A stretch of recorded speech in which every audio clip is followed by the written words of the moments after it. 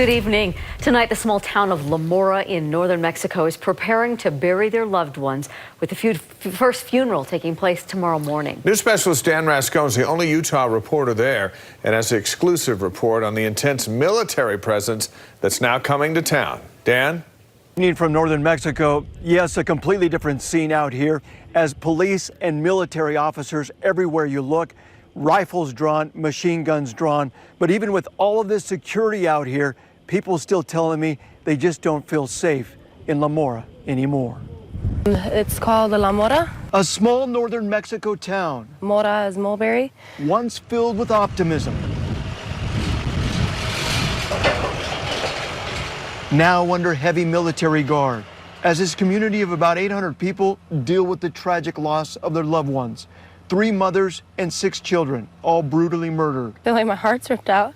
It's unimaginable what happened.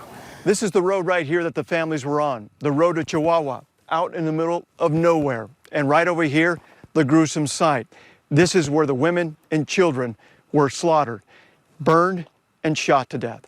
Innocent women and children. William Langford was one of the first on the scene. It was very difficult, worst thing I've seen. Kids with bullet wounds, and it was pretty bad. It's horrible. Yeah. The heavy military guard does appear to bring safety, but many telling me their home of many years now no longer feels safe. It's not safe anymore. I mean, soldiers here, what's the point, really? So it's like our home's being taken as well, not just our family. The family's telling me there'll be 2 funerals tomorrow, one at 10 o'clock in the morning, another one at 2 o'clock in the afternoon.